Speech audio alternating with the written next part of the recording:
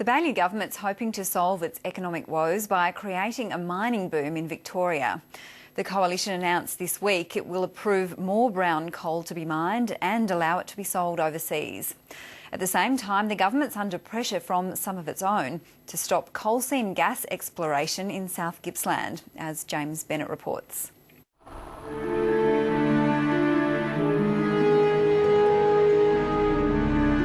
This week, the state government announced plans to make Victoria a resources state. We have got more energy in our brown coal than exists on the entire northwest shelf of Australia. We are really the energy hub of the country. Only that was the last government's plan too.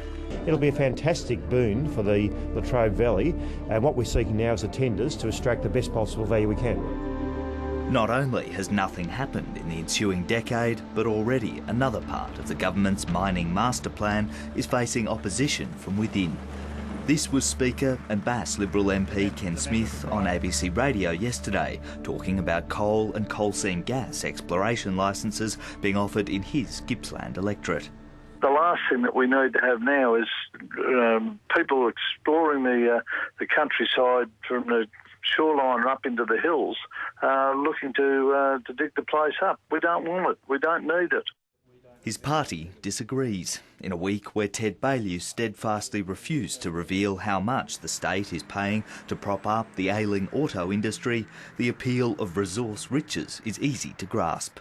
The Baillieu government is committed to making sure that Victoria's world-class resources of brown coal can continue to be used in the future to drive our economy. The billions of tonnes of coal soon to go to tender and the contentious exploration licences are separate issues, but create the same problem for the government. The Bass Coast Council is opposing an application by Leichhardt Resources to explore for coal and coal seam gas in the region. On Wednesday night, the council, which includes another former Liberal MP, Ross Smith, voted unanimously against it. We resolved to lodge a submission expressing our concern at the impact that such exploration could have on agricultural land, groundwater, our environmental values and also the tourism values of our area. Mining more of the most carbon-intensive coal has provoked outrage from the Greens, who've vowed to explore ways to block it federally. Ted Baillieu is actually setting Victoria back and undermining Victoria's competitiveness in a nation that needs to transform to a low-carbon economy. Ignite Energy, which works in partnership with Yallourn-based electricity generator True Energy, is one of the companies which has developed a coal drying method capable of turning the raw brown coal into high-quality coking coal for use in steel mills, as well as oil and even fertiliser. Executive John White doesn't hold back on his vision of the future. It will lead to many billions of dollars being invested by companies from all around the world.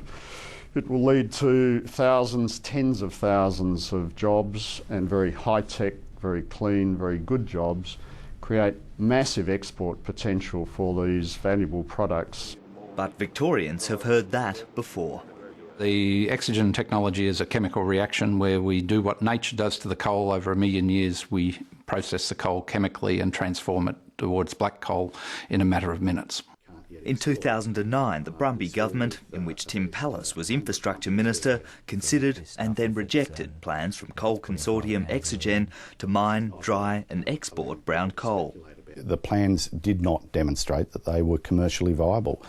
They did not then, and they still don't.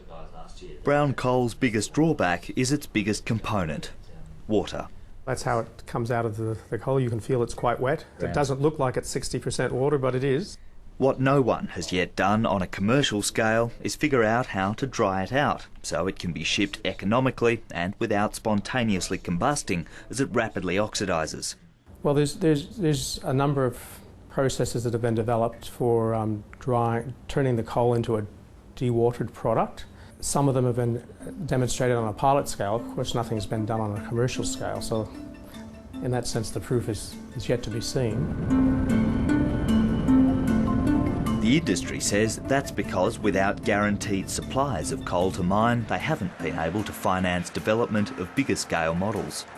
There are a number of companies currently going into joint venture or partnership with the existing coal mines and trialling their technologies as well. But to move to that next step of demonstration, access to a substantial resource is required.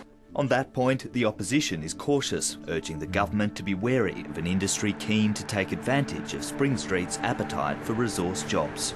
The last thing the state of Victoria wants to be doing is handing over mining rights and effectively assets for the purposes of on-selling without Victorians getting any value for it. Even the most upbeat concede the next lot of manufacturing workers unfortunate enough to find themselves out of work won't be going straight to work in a new Victorian resources industry.